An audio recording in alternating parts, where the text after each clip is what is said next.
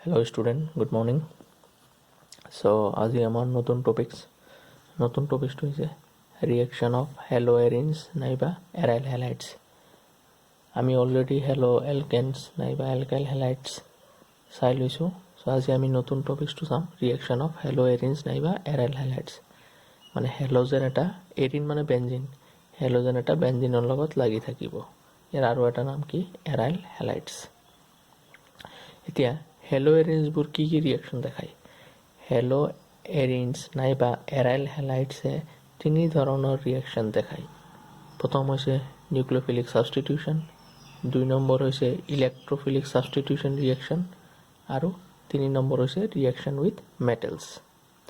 চ' প্ৰথমে আমি আজি চাম নিউক্লিঅফিলিক ছাবষ্টিটিউশ্যন ৰিয়েকশ্যন। এতিয়া aryl halides are extremely less reactive towards nucleophilic substitution reaction. Generally, সাধাৰণতে কি হয়, aryl halides নাইবা হেলো এৰিনছবোৰে নিউক্লিঅফিলিক ছাবষ্টিটিউশ্যন ৰিয়েকশ্যন দেখাব নোখোজে। ইম্পৰ্টেণ্ট পইণ্ট এইটোৱে, ভালকৈ মনত ৰাখিবা যে এৰাইল হেলাইডছবোৰ সাধাৰণতে বা কম সক্ৰিয় টুৱাৰ্ডছ নিউক্লিঅফিলিক ছাবষ্টিটিউশ্যন ৰিয়েকশ্যন। কিয়? সিহঁতে নিউক্লিঅফিলিক ছাবষ্টিটিউশ্যন ৰিয়েকশ্যনটো কিয় নেদেখায় বা কিয় কমকৈ দেখায়? তাৰে কাৰণ আছে 4টা, আমাৰ কিতাপত দিয়া আছে 4টা।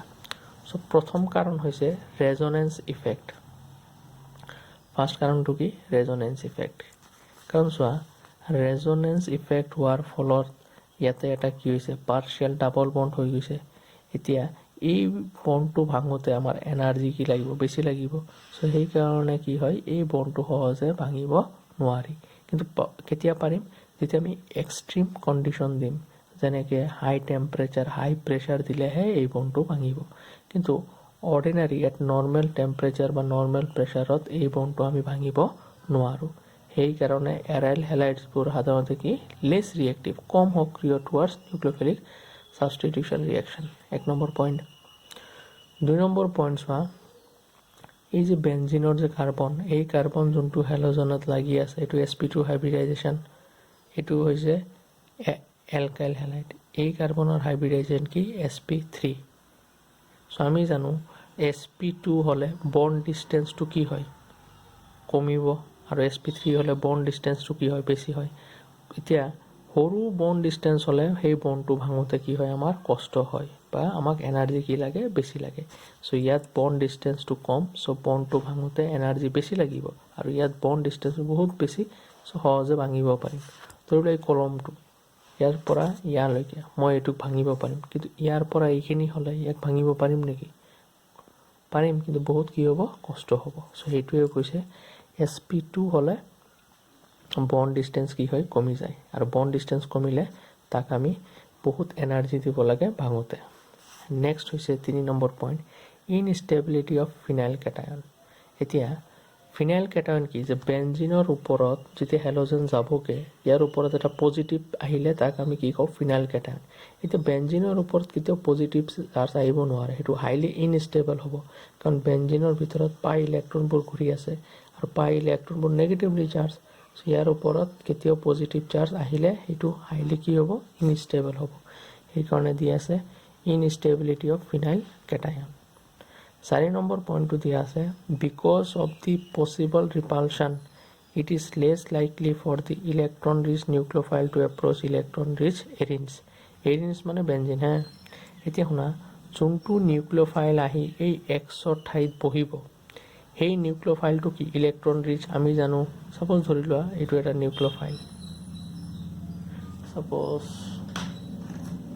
ধৰি লৈছোঁ আমি OH মাইনাছ, এইটো এটা নিউক্লিঅফাইল। এতিয়া নিউক্লিঅফাইলবোৰ কি? ইলেক্ট্ৰন ৰিচ কম্পাউণ্ড হয়। এতিয়া ইলেক্ট্ৰন ৰিচ, আৰু বেঞ্জিন যোনটো আছে, এই বেঞ্জিনটো কি? এৰিন। এৰিনো ইলেক্ট্ৰন ৰিচ। এতিয়া ইলেক্ট্ৰন ৰিচ, ইলেক্ট্ৰন ৰিচ, এতিয়া ইহঁত দুটাৰ মাজত কি হ'ব? যেতিয়া এক্সৰ ঠাইত বহিবলৈ আহিব, ৰিপালশ্যন হ'ব। সেইটোৱে লিখিছে বিকজ অফ পচিবল ৰিপালশ্যন, যে তাত এটা পচিবল ৰিপালশ্যন হ'ব পাৰে যেতিয়া এটা ইলেক্ট্ৰন ৰিচ নিউক্লিঅফাইল, এইটো ইলেক্ট্ৰন ৰিচ নিউক্লিঅফাইল এপ্ৰ'চ কৰিব ইলেক্ট্ৰন ৰিচ বেঞ্জিনক। ঠিক আছে? এতিয়া কুৱেশ্যন যদি পৰীক্ষাত আহে জেনেৰেলি 2 নম্বৰৰ কাৰণে আহে সো তুমি এই এনসাৰটো লিখিলেও হৈ যাব 2 নম্বৰৰ কাৰণে মই লিখি দিছো এনসাৰটো চোৱা যে এৰাইল হেলাইডবোৰ কিয় less reactive towards nucleophilic substitution reaction than halo এলকিনৰ তুলনাত এৰাইল হেলাইডবোৰ কম সক্ৰিয় towards nucleophilic substitution reaction halo এলকিনবোৰ কিন্তু highly reactive towards nucleophilic substitution reaction তোমালোক অলৰেডি পাইছাই হেলো এলকেন SN1 SN2 বিক্ৰিয়া দেখাই সো এতিয়া আমি চাই আছো এৰাইল হেলাইডবোৰ কিয় less reactive towards nucleophilic substitution reaction তোমালোক এইখিনি আনসাৰ লিখিলে হৈ যাব চোৱা মই লিখি দিছো বিকজ কাৰণ এৰাইল হেলাইডত CX বন্ড এই যে বেনজিনৰ কাৰ্বন আৰু Xৰ বন্ড এটা পাৰ্শিয়াল ডাবল বন্ড ক্যাৰেক্টাৰ গ্ৰহণ কৰে ডিউ টু ৰেজোনেন্স এইকেইটা ৰেজোনেন্স হয় তুমি আঁকিব লাগিব পৰীক্ষাত এজ এ ৰিজাল্ট কি হয় এইটোৰ ফলত কি হয় বন্ড ক্লিভেজ মানে বন্ডটো ভাঙোতে কি হয় ডিফিকাল্টি হয়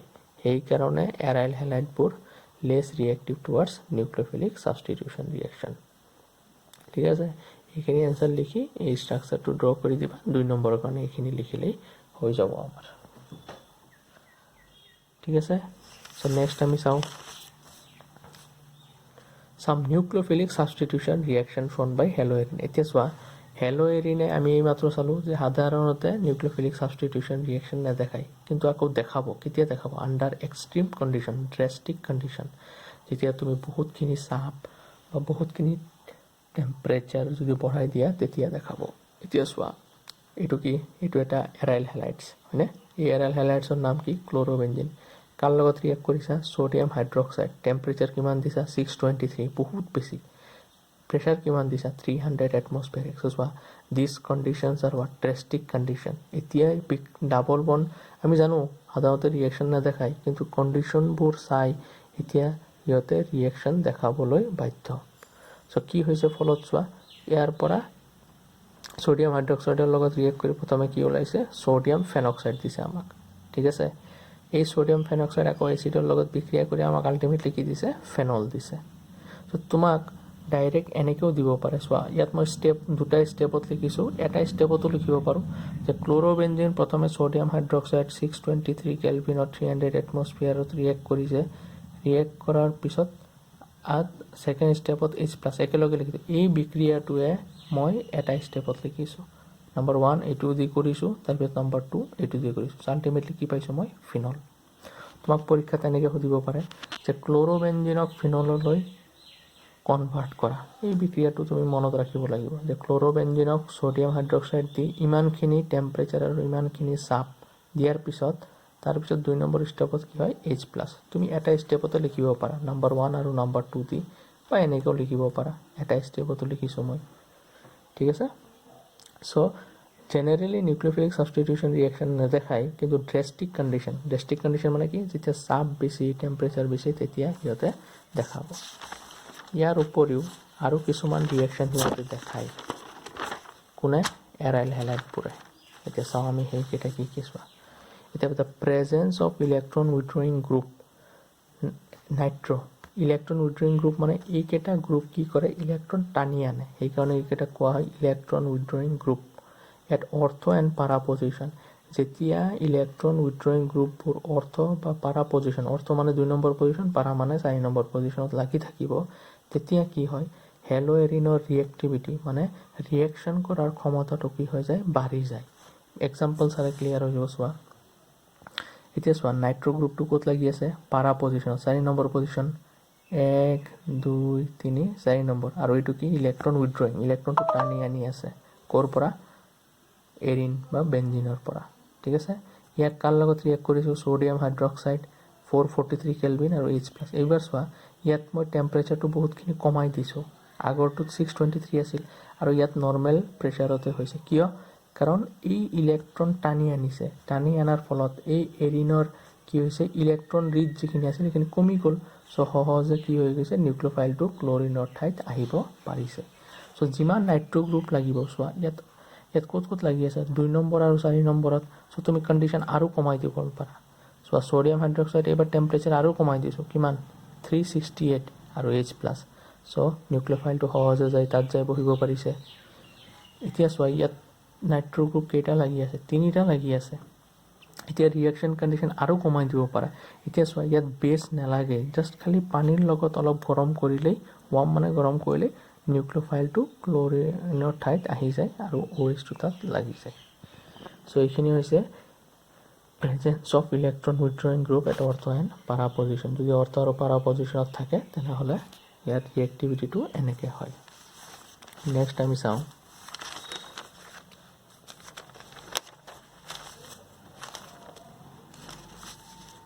ইলেক্ট্ৰফিলিক ছাবষ্টিটিউশ্যন ৰিয়েকশ্যন। এই ইলেক্ট্ৰফিলিক ছাবষ্টিটিউশ্যন ৰিয়েকশ্যন যোনটো ফাৰ্ষ্ট ইয়াৰত পাইছিলোঁ আমি, ঠিক একেধৰণে চাবা। ইলেক্ট্ৰফিলিক ছাবষ্টিটিউশ্যন ৰিয়েকশ্যন কি কি? প্ৰথম হৈছে হেল'জেনেশ্যন। হেল'জেনেশ্যন মানে কি? হেল'জেন গ্ৰুপ এটা আহি লাগিব। চ' ক্ল'ৰ'বেঞ্জিনৰ লগত ক্ল'ৰিন যেতিয়া এনহাইড্ৰেছ FeCl3, ইয়াক লুইছ এচিড বুলি কোৱা হয়। চ' ক্ল'ৰিনটো যাই ক'ত লাগিব? অৰ্থ আৰু পাৰা পজিশ্যনত। আৰু যোনটো পাৰা পজিশ্যন হয় সেইটো আমাৰ কি হয়? Major product. সেইটো আমাৰ কি হৈছে? Minor product. চ' এইটো কি হৈছে? চিম্পল ক্ল'ৰিন লাগিছে, ক্ল'ৰিন এটা হেল'জেন, সেইকাৰণে ইয়াক কি কোৱা হৈছে? হেল'জেনেশ্যন। ঠিক তেনেকৈ নাইট্ৰেশ্যন, এইবিলাক আমি অলৰেডি ফাৰ্ষ্ট ইয়াৰত পঢ়িছোঁ। নাইট্ৰেশ্যন মানে নাইট্ৰ' গ্ৰুপটো আহি লাগিব। ক'ত লাগিব? অৰ্থ আৰু পেৰা পজিশ্যন। পাৰা পজিশ্যন যোনটো সেইটো আমাৰ মেজৰ প্ৰডাক্ট। তোমালোকে নামকেইটাও ভালকৈ চাই ল'বা, IPSC নাম। ছালফোনেশ্যন। ছালফোনেশ্যন মানে কি গ্ৰুপ আহি লাগিব? ছালফোনিক এচিড আহি লাগিছে। অৰ্থ আৰু পেৰা পজিশ্যন। পাৰাটো কি আমাৰ? Major product. নেক্সট আছে ফ্ৰিডেল ক্ৰাফ্ট ৰিয়েকশ্যন। আমি জানো ফ্ৰিডেল ক্ৰাফ্ট ৰিয়েকশ্যন দুই ধৰণৰ। এটা হৈছে ফ্ৰিডেল ক্ৰাফ্ট এলকাইলেশ্যন আৰু এটা হৈছে ফ্ৰিডেল ক্ৰাফ্ট এচাইলেশ্যন। চ' ফ্ৰিডেল ক্ৰাফ্ট এলকাইলেশ্যন মানে কি? যেতিয়া এৰাইল হেলাইড বা হেলো এৰিনে এলকাইল হেলাইডৰ লগত ৰিয়েক্ট কৰে, ইয়াৰ পৰা এলকাইল গ্ৰুপ এটা ক'ত যায় লাগিব? অৰ্থ নাইবা পাৰা। চোৱা, ACH3 এইটো কি গ্ৰুপ হয়? Alkyl group. সেইকাৰণে ইয়াক কোৱা হয় Friedel craft এলকাইলেশ্যন। Friedel craft reaction দুই ধৰণৰ। ঠিক আছে? ক'ত যায় লাগিব? অৰ্থ আৰু পেৰাত যায় লাগিব। নেক্সট হৈছে ফ্ৰিডেল ক্ৰাফ্ট এচাইলেশ্যন। এচাইল মানে মনত ৰাখিবা CH3CO, ইয়াক কোৱা হয় কি? এচাইল গ্ৰুপ। চ' ইয়াৰ চোৱা, ইয়াৰ লগত ৰিয়েক্ট কৰিছে হেলোএৰিনৰ লগত, ইয়াৰ পৰা এই বস্তুটো আহি ক'ত লাগিব? অৰ্থ আৰু পেৰাত লাগিছে। চোৱা, এইটো অৰ্থ আৰু পেৰা, আৰু আমি জানো পেৰাটো কি? আমাৰ মেজৰ প্ৰডাক্ট। চ' এইখিনি কোৱা হয়, যদি ক্ল'ৰিন বাদ দিয়া এইখিনিক কোৱা হয় এচিটোফেনন। বেঞ্জিন COCH3 কি বুলি কোৱা হয়? এচিটোফেনন। চ' এইটো নম্বৰ 1, যিহেতু কিটন গ্ৰুপ, এইটো নম্বৰ 2। চ' সেইকাৰণে 2 ক্ল'ৰ এচিটোফেনন। এইটোক নম্বৰ 1, 2, 3, 4, ক্ল'ৰিনটো 4 হৈ গ'ল, কাৰণ প্ৰিফাৰেঞ্চ আমি কিটনক দিব লাগিব। চ' চোৱা, ফ্ৰিডেল ক্ৰাফ্ট এচাইলেশ্যন আমি ইথানয়েল ক্ল'ৰাইড দিও কৰিব পাৰোঁ, নাইবা এচিটিক এনহাইড্ৰাইড দিও কৰিব পাৰোঁ। ইয়াৰ পৰাও এচাইল গ্ৰুপ এটা এনেকৈও আহিব পাৰে। প্ৰডাক্ট দুটাৰ ক্ষেত্ৰতে কি হৈ আছে? ছেম আছে। তো ৰিয়েকশ্যন কৰাইছোঁ কি? বেলেগ বেলেগ কম্পাউণ্ডৰ লগত। ইয়াত কৰাইছোঁ ইথানয়েল ক্ল'ৰাইড, আৰু ইয়াত আছে এচিটিক এনহাইড্ৰেট নাইবা ইথানয়িক এনহাইড্ৰেটৰ লগত। নেক্সট আমি চাওঁ ৰিয়েকশ্যন উইথ মেটেলছ। এতিয়া চোৱা, এইটো বহুত ইম্পৰ্টেণ্ট হয়, ইয়াৰ পৰা কুৱেশ্যন আহে যে হেলো এৰিনবোৰ মেটেলৰ লগত কেনেকৈ বিক্ৰিয়া কৰে। নামটো চোৱা, উডছ ফিটিক ৰিয়েকশ্যন। আগতে যোনটো আমি পাইছিলোঁ সেইটো আছিল উডছ ৰিয়েকশ্যন। চ' উডছ ফিটিক ৰিয়েকশ্যন মানে কি? চোৱা, এৰাইল হেলাইড আৰু এলকাইল হেলাইড যেতিয়া ছ'ডিয়ামৰ লগত বিক্ৰিয়া কৰিব in presence of dry ether, তেতিয়া আমি কি পাম? টলুইন অৰ মিথাইল বেঞ্জিন। নেক্সট 2 নম্বৰ আছে ফিটিক reaction. This is very important, very important. চোৱা, এৰাইল হেলাইড যেতিয়া ছ'ডিয়ামৰ লগত ৰিয়েক্ট কৰিব in presence of dry ether, তেতিয়া কি পাবা তুমি? ডাইফিনাইল নাইবা বাইফিনাইল। দুটা বেঞ্জিন একেলগে লাগি থাকে, তাকে ডাইফিনাইল বা বাইফিনাইল বুলি কয়, আৰু ছাইড প্ৰডাক্ট ওলাই যায়। So' this two reactions are very important. মই উডছ আমি অলৰেডি পঢ়িছোঁ, কিন্তু এইটো উডছ ফিটিক মনত ৰাখিব। ফিটিক মানে এটা এৰাইল কম্পাউণ্ড লাগিব, উডছ মানে এটা এলিফেটিক বা এলকাইল হেলাইড লাগিব। দুটা মিক্স হৈ কি হ'ব? এটা টলুইন নাইবা মিথাইল বেঞ্জিন পাবা। চ' এই বস্তুটো ডিপেণ্ড কৰিব, এই CH3 এই ছাইডত যদি ইথাইল থাকে তেনেহ'লে ইথাইল আহি লাগিব, যদি প্ৰপাইল থাকে CH3ৰ ঠাইত প্ৰপাইল আহি লাগিব। চ' এনেকৈ আমি প্ৰডাক্টবোৰ পাম। আৰু ইয়াত কি হৈছে? দুটা এলকাইল হেলাইড লৈছে, ইয়াৰ লগত sodium in presence of dry ether diphenyl বা বাইফিনাইল পাই গৈছে। পৰীক্ষাত এনেকৈ সুধিব পাৰে, convert chlorobenzene to toluene, chlorobenzene to diphenyl. চোৱা, ক্ল'ৰ'বেঞ্জিন টু টলুইন নাইবা মিথাইল বেঞ্জিন, বেঞ্জিনৰ লগত CH3 লাগি আছে। ঠিক আছে চ' এইখিনি আছিল আমাৰ আজিলৈকে চ' তোমালোকে এইখিনি চাবা যদি কিবা ডাউট থাকে মই কল কৰিম আৰু মই হোৱাটছআপত যোৱাকালি দিয়ে দিছোঁ তো নোটটো তোমালোকে লিখি ল'বা ঠিক আছে থেংক ইউ